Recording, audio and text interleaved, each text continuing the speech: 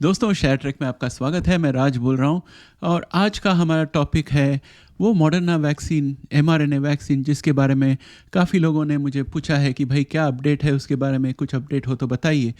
तो मैंने सोचा चलो आज एक वीडियो बना ही देते हैं उस वैक्सीन के बारे में, क्योंकि थोड़ा सा प्रेस रिलीज एक आया हुआ है फ्रेड हचिसन कैंसर सेंटर से। तो उसमें थोड़ी नई जानकारी मिली जिसके बारे में आपसे मैं शेयर करना चाहता हूँ, और थोड़ा टेक्निकल चीज़ें भी बताऊँगा इसमें कि किस तरह से ये वैक्सीन काम करता है, तो थोड़ा नॉलेज भी आपको मिल जाएगा। तो वीडियो को अंत तक देख लीजिए। शुरू करने के पहले मैं आपको एक छोटा सा रिक्वेस्ट करता हूँ। हमारे अभी 10 मेंबर्स हैं जो चैनल को सपोर्ट कर रहे हैं। हमें और भी मेंबर्स चाहिए। आप तुरंत ज्वाइन बटन दबाकर कोई भी 3 में से कोई भी एक लेवल में ज्वाइन कर लीजिए। चैनल को बहुत सहायता होगी और मुझे भी काफ़ी सहायता होगी रिसर्च वगैरह करने में और आपको इस तरह के इन्फॉर्मेटिव वीडियोस ले आने में। तो इसके साथ चलो शुरू करते हैं आज के वीडियो को।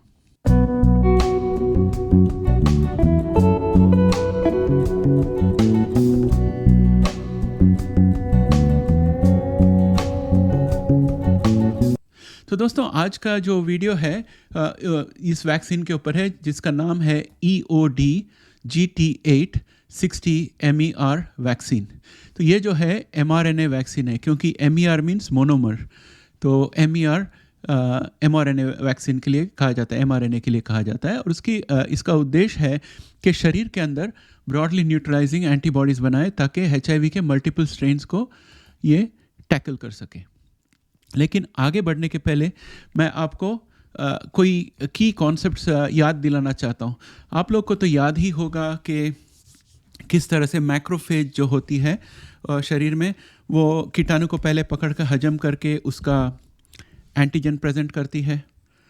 फिर CD4 T cell, naive CD4 T cell यानी कि नादान CD4 टी सेल जो है वो जो शरीर में घूमता रहता है, अगर किसी इस तरह के मैक्रोफेज को मिले तो उसके पास से वो एंटीजन लेता है और वो समझ लेता है कि ये एंटीजन शायद बाहर से आया हुआ है। और उसी तरह बी सेल जो है वो भी उस एंटीजन को पकड़ लेती है। और जब CD4 टी सेल और बी सेल मिलते हैं और दोनों के पास वही एंटीजन हो तो बी सेल को सूचना मिल जाती है कि अभी तुम्हारा स्वभाव बदलना चाहिए। तो बी सेल क्या करती है, मेमोरी बी सेल बनाती है इस एंटीजन को आगे याद रखने के लिए, और प्लाज्मा बी सेल बनाती है जो एंटीबॉडीज़ बनाएगी। तो एंटीबॉडीज़ जो रहता है वो एंटीजन के साथ ताला और चाबी जैसे बैठते हैं, उस तरह का उनका रिश्ता है। तो एंटीजन जो होता है वो एंटीबॉडी के ऊपर जाकर चिपक जाएगा। तो जब असली कीटाणु शरीर में आएगा जिसके अंदर वो एंटीजन है, तो उस कीटाणु के एंटीजन में जाके अगर एंटीबॉडी चिपक जाए तो वो कीटाणु जो है हमारे शरीर के सेल्स के अंदर नहीं घुस सकता, उसका वहीं पर खात्मा हो जाता है। तो ये है नॉर्मल श्रेणी में, नॉर्मल वायरस के लिए इस तरह का सिस्टम है। लेकिन HIV जो है ये कॉम्प्लिकेटेड वायरस है जो म्यूटेट करता है, यानी कि वो रूपरेखा बदलते रहता है। तो इसके लिए जो इसका जो एंटीजन रहता है वो स्टेबल नहीं है। वो एंटीजन जो है थोड़ा थोड़ा बदलते रहता है। तो उसके लिए अगर एक एंटीबॉडी बनाए तो वो एंटीबॉडी हमेशा कामयाब नहीं हो सकती। इसलिए हमें उसके लिए स्पेशल एंटीबॉडी चाहिए जिसको ब्रॉडली न्यूट्रलाइजिंग एंटीबॉडी कहते हैं। तो वैज्ञानिकों ने पाया कि कोई HIV पेशेंट्स है जिन्होंने HIV पे काबू पाया है और उनके शरीर में एक ब्रॉडली न्यूट्रलाइजिंग एंटीबॉडी है जो वो GP160 यानी कि वो ट्राइमर का जो प्रोटीन है उसको जाके चिपक जाता है और उस तरह से HIV वायरस को शरीर के अंदर जाने नहीं देता। तो साइंटिस्ट लोगों ने उस एंटीबॉडी को स्टडी किया, और जब साइंटिस्ट लोग लेबोरेटरी में वही एंटीबॉडी बनाते हैं जो शरीर के अंदर है, तो हम उसे कहते हैं मोनोक्लोनल एंटीबॉडी, क्योंकि वो सिंथेटिक बनाया गया है। तो ये जो वैक्सीन है ये बनाने के लिए स्क्रिप्स इंस्टीट्यूट और फ्रेड हचिसन कैंसर सेंटर के साइंटिस्ट लोगों ने जॉइंटली इस ब्रॉडली न्यूट्रलाइजिंग एंटीबॉडी जो HIV पेशेंट्स के अंदर से निकाले हैं, जो HIV के ऊपर काबू पा गए हैं, उनका वो जो ब्रॉडली न्यूट्रलाइजिंग एंटीबॉडी है उसको उन्होंने काफ़ी स्टडी की। फिर उसके बाद उन्होंने रेसिपी निकाला कि किस तरह का एंटीजन बॉडी में देना चाहिए ताकि बी सेल जो है वो उस तरह के ब्रॉडली न्यूट्रलाइजिंग एंटीबॉडी बना सके।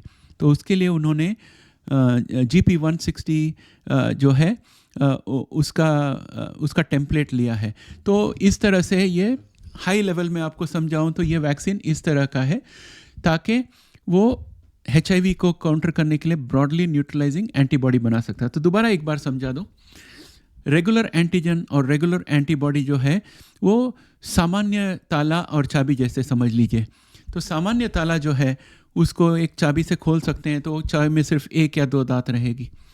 लेकिन जो ब्रॉडली न्यूट्रलाइजिंग एंटीबॉडी और HIV का जो एंटीजन है वो रूपरेखा बदलने वाला होता है।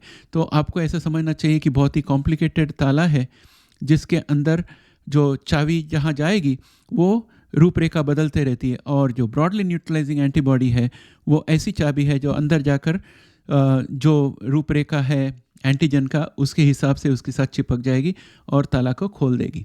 तो कुछ इस तरह से आप समझ लीजिए ब्रॉडली न्यूट्रलाइजिंग एंटीबॉडी को। और ये जो वैक्सीन है EOD GT860 MER वो इसी के लिए बनाया गया है। तो EOD जो है इसका मतलब है engineered outer domain of HIV GP120। HIV GP120 और GP41 जो है ये मिलके ट्राइमर बनाते हैं। GP120 जाके CD4 टी सेल का CD4 रिसेप्टर में चिपक जाता है और CD4 के साथ ही घूमते रहता है, और GP40 जो है वो CD4 के शरीर के ऊपर टच करके उसमें छेद करके उसके अंदर HIV का RNA घुसा देता है, फिर इन्फेक्शन पूरी हो जाती है। अगर GP120 को अगर ब्लॉक कर दिया जाए HIV वायरस पे ही, तो HIV virus CD4 T cell पे चिपक ही नहीं सकती क्योंकि उसमें already antibody broadly neutralising antibody चिपक गया होगा। ये EOD है engineered outer domain of HIV GP120। 60 MER जो है वो 60 कॉपी से उसके, और उसे एक तरह से ऑर्गेनाइज कर दिया गया है ताकि शरीर के अंदर जाके ये जो है ब्रॉडली न्यूट्रलाइजिंग एंटीबॉडी बना दे जो HIV के ऊपर जा सके। और एक और आपको टर्मिनोलॉजी समझनी है, VRC01 class HIV specific B cells. तो जो बी सेल्स है, अगर कोई बी सेल को समझ लीजिए हेपेटाइटिस का एंटीजन मिल गया तो हेपेटाइटिस स्पेसिफिक बी सेल हो जाता है। अगर समझ लीजिए कोई बी सेल को टेटनस का एंटीजन मिल गया तो टेटनस स्पेसिफिक बी सेल बन जाता है। VRC01 class HIV specific B cell जो है वो ब्रॉडली न्यूट्रलाइजिंग एंटीबॉडी बनाने वाला HIV के लिए स्पेशल बी सेल है। तो ये आप अच्छी तरह से अपने दिमाग में रख लेना, ये टर्मिनोलॉजी हो सके तो पेपर पे लिख के रख लेना। आगे चलकर जब हम डेफिनेशन पूरा करेंगे इस वैक्सीन का तो आपको समझ में आ जाएगी। बी सेल के बारे में तो मैंने आपको ऑलरेडी बता दिया है, और HIV स्पेसिफिक बी सेल्स जो है वो बी सेल्स है जिसको एक्टिवेट किया गया है HIV के अगेंस्ट। ये वैक्सीन जो है ये HIV स्पेसिफिक बी सेल्स को एक्टिवेट करती है। और VRC01 क्लास एंटीबॉडीज़ का मतलब है ये एक टाइप के ब्रॉडली न्यूट्रलाइजिंग एंटीबॉडीज़ है जिसे HIV के लिए स्पेशली डिज़ाइन किया गया है ताकि वो किसी भी तरह का HIV हो, 90% HIV स्ट्रेन्स में जाकर ये GP120 को चिपक जाएगा ताकि HIV जो है CD4 के साथ बाइंड नहीं हो सके, और इस तरह से वो इम्यूनिटी प्रदान करता है। और VRC01 class HIV specific B cells जो है वो ये एंटीबॉडी प्रोड्यूस करते हैं। तो ये है पूरा हाई लेवल में मेजर कंपोनेंट्स इसके। तो दोस्तों ये जो EOD GP860 MER जो है, ये जो वैक्सीन है इसमें इस तरह की एंटीजन दी गई है जो बी सेल को स्टिमुलेट करता है ताकि वो बी सेल जो है वो बनाए ब्रॉडली न्यूट्रलाइजिंग एंटीबॉडी जो लगभग 90% HIV स्ट्रेन्स के ऊपर असरदार है। और इस तरह का जो वैक्सीन बनाया है ये फ्रेड हचिसन कैंसर सेंटर और स्क्रिप्स रिसर्च सेंटर दोनों ने मिला के कॉम्बिनेशंस निकाली है कि कौन से एंटीजन्स को यूज़ करना है इस वैक्सीन में, और उन लोग उसको फाइन ट्यून करते जाते हैं ताकि ज़्यादा से ज़्यादा HIV वायरस के साथ ये BNAB जो बनेगा वो चिपक सकता है और उनको न्यूट्रलाइज कर सकता है। इनके साथ कई और भी संस्थानें काम कर रही है और अभी अभी जो लेटेस्ट न्यूज़ आई है, ये आई है IAVIG001 फेज़ 1 क्लिनिकल ट्रायल में से, जहां उन्होंने इस थेरेपी को टेस्ट किया सेफ्टी और इम्यून रिस्पॉन्स के लिए, और काफ़ी सक्सेसफुल हो गए। और ये जो वैक्सीन है, इसको शरीर में भेजने के लिए इन लोग वायरस की जगह नैनो पार्टिकल यूज़ करते हैं। नैनो पार्टिकल्स जो है वो छोटे छोटे पार्टिकल्स होते हैं जिसके ऊपर ये वैक्सीन को लोड किया जाता है, और वो छोटे पार्टिकल्स शरीर के अलग अलग कोने में जाते हैं और वहाँ पर इस वैक्सीन को डिलीवर करते हैं। आपको याद होगा कि मैंने पहले हेल्पर टी सेल्स के बारे में बताया था, जो स्पेसिफिक एंटीजन्स लेकर बी सेल्स को मिलते हैं। आप वो याद कर लीजिए, वो होल साइकिल। तो ये जो वैक्सीन है वो पूरे साइकिल की शुरुआत करता है, लेकिन एंटीजन की जगह पर VRC01 एंटीबॉडी डालता है, एंटीजन डालता है, और उसकी वजह से बी सेल्स जो है वो HIV specific VRC01 broadly neutralising antibody बनाते हैं, जो HIV को जाके अटैक करता है।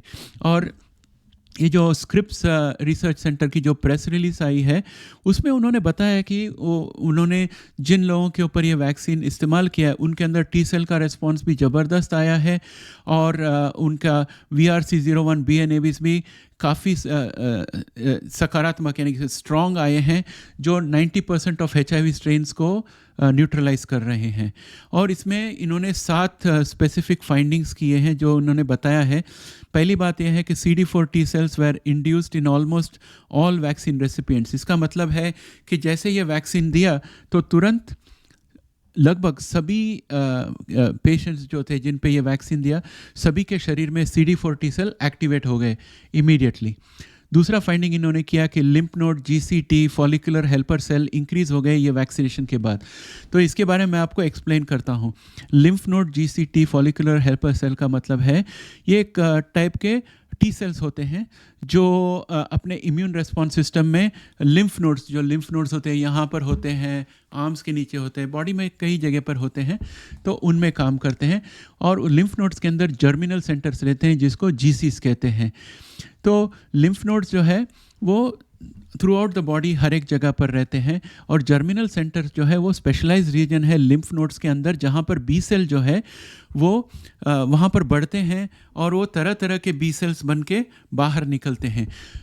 ये GCs जो है वो बहुत ही इम्पॉर्टेंट है एंटीबॉडी बनाने वाले बी सेल्स को तैयार करके, यानी कि उनका बचपन से लेके बड़ा होने तक उस बी सेल को यानी कि पूरा उसका लाइफ साइकिल में बहुत इम्पॉर्टेंट है ये GCs, क्योंकि उसी के अंदर बी सेल्स बनते हैं और मैच्योर होते हैं, और ये भी पहचान लेते हैं कि कौन सा एंटीजन बनाना है, क्योंकि वहाँ पर CD4 T सेल्स आ जाते हैं एंटीजन के साथ, और वहीं पर ये इतने सारे जो बी सेल्स बन रहे हैं उनमें से कोई बी सेल्स इसके साथ मिलकर BNAB बनाने के लिए काबिल हो जाएंगे, और एक बार वो तैयार हो जाएं तो उसके बाद वो GC से बाहर निकलकर बॉडी में जाकर ब्रॉडली न्यूट्रलाइजिंग एंटीबॉडीज़ भेजते हैं। तो ये महत्व है GC का जो लिम्फ नोड्स के अंदर रहता है।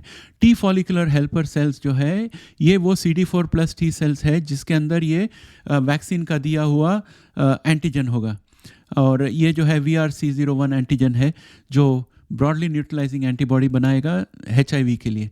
तो ये सब कामकाज जो है GC के अंदर होता है। और अगला कॉन्सेप्ट ये समझना है कि vaccine specific CD4 T cell polyfunctional मिले उनको इन पेशेंट्स के अंदर। इसको मैं आपको एक्सप्लेन करता हूँ। ट्रेडिशनली यानी कि हमेशा देखा जाए तो CD4 T सेल्स जो है उनकी क्लासिफिकेशन एकदम डिस्टिंक्ट रहती है, अलग अलग टाइप के CD4 T सेल्स होते हैं। एक होता है साइटोकाइन बनाने के लिए जो इम्यून रिस्पॉन्स को बढ़ाता है। एग्जाम्पल देता हूँ, TH1 सेल्स जो है CD4 T सेल्स, TH1 जो है ये प्राइमरली इंटरफेरॉन गामा बनाते हैं, और ये इन्वॉल्व है सेलुलर इम्यून रिस्पॉन्स है जो सेल्स के बीच में जो पैथोजेंस रहते हैं उनको मारने के लिए। TH2 सेल्स जो है CD4 TH2 टाइप के सेल्स जो है वो इंटरल्यूकिन 4 बनाता है और इंटरल्यूकिन 13 बनाता है, और ये पैरासाइट्स जो सेल के बाहर के पैरासाइट्स है उनके ऊपर असर करता है। लेकिन अभी जो स्टडीज़ किए हैं उसमें पता चला कि पेशेंट्स के अंदर CD4 प्लस T सेल्स ऐसे बने हैं जो डाइवर्स है और उसकी फ्लेक्सिबिलिटी काफ़ी ज़्यादा है। पॉलीफंक्शनल CD4 T सेल्स कहते हैं इसको, जिनमें क्षमता है कि तरह तरह के साइटोकाइंस वो खुद बना सकता है, और उसके अंदर से IFN, IL-2, IL-4, IL-17, tumour necrosis factor alpha यानी कि TNF-A, इस तरह के अलग अलग सरफेस मॉलिक्यूल्स साइटोटॉक्सिसिटी के लिए बना सकता है।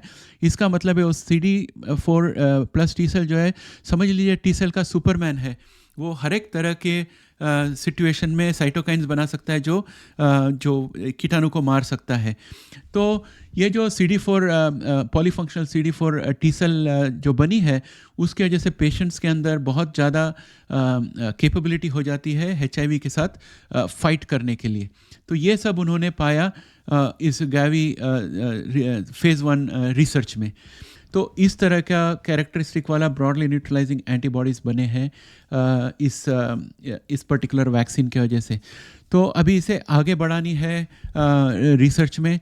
तो मैंने देखा कि ये जो प्रेस रिलीज़ आई थी हचिसन कैंसर सेंटर से, उसमें एक प्रेस कांटेक्ट भी दिया हुआ था। तो मैंने उनको लिखा, ईमेल तुरंत मैंने लिखा कि भाई हमारे जो दर्शक हैं ये जानना चाहते हैं कि आपका फ़ेज़ 2 कब शुरू होने वाला है और ये हमें कब मिलेगा। तो वो ईमेल जो है मैंने कल रात को भेज दी थी जब इसी वीडियो का इंग्लिश वर्जन बना रहा था, और मुझे तुरंत उसका आउट ऑफ ऑफिस रिप्लाई आया।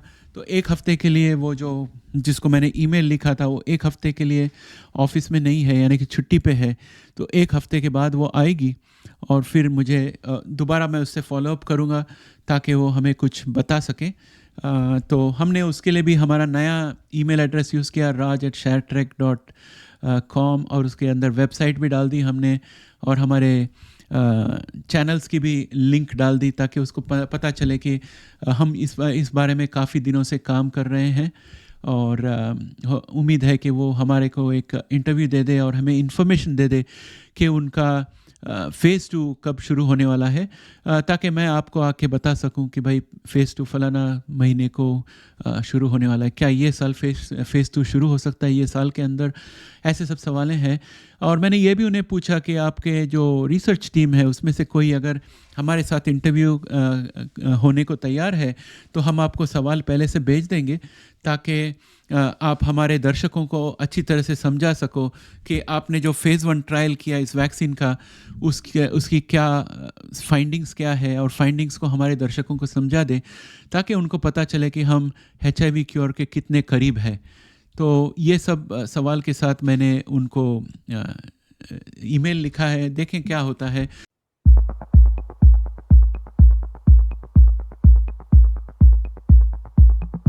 दोस्तों, आपको ये मेंबरशिप अभियान में मैं ये बताना चाहता हूँ कि इस चैनल को सहायता देने की बहुत ज़रूरत है। आप यहाँ जो जॉइन बटन देखते हो, कोई भी मेरे वीडियो के नीचे जॉइन बटन होगी और उस जॉइन बटन को आप अगर दबाओगे तो एक स्क्रीन इस तरह का खुलेगा जिसमें आपको 3 लेवल मिलेंगे मेंबरशिप बनने के लिए। तो पहला है प्योर सपोर्टर्स, दूसरा है सपोर्टर प्लस, तीसरा है मनी बैग्स।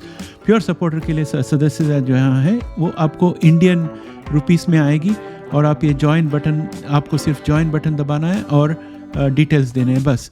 इसमें कोई कोड की ज़रूरत नहीं, किसी चीज़ की ज़रूरत नहीं।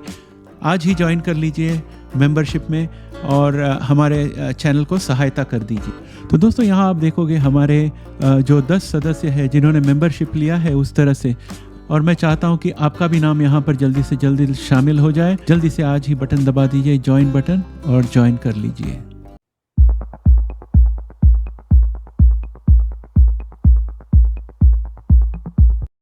ये जो स्टडी है इसमें bill and Melinda Gates foundation ने पैसे दिए हैं, और national institute of allergy and infectious diseases NIAID जो है उसने पैसे दिए हैं। MIT और हार्वर्ड ने पैसे दिए हैं, और IAVI national institute of allergy ने भी इसमें पैसे डाले हैं। तो दोस्तों, इसके बारे में मैं ध्यान रखूँगा। इस वैक्सीन को मैं फॉलो करूँगा, और जैसे ही इन्फॉर्मेशन मिल जाए मैं आपके पास ले आऊँगा, और देखते हैं आगे चलकर क्या होता है। हो सकता है हचिसन कैंसर सेंटर को जो मैंने ईमेल लिखा है उसका वो जवाब दे दे, और या तो हमें इन्फॉर्मेशन मिलेगा कि फ़ेज़ 2 कब शुरू हो रही है, या तो इंटरव्यू का अवसर मिलेगा जिसमें हम वो सवाल पूछ सकते हैं। तो इसके साथ ये वीडियो यहीं समाप्त करता हूँ। उम्मीद है आपकी वीकेंड अच्छी रहेगी। धन्यवाद।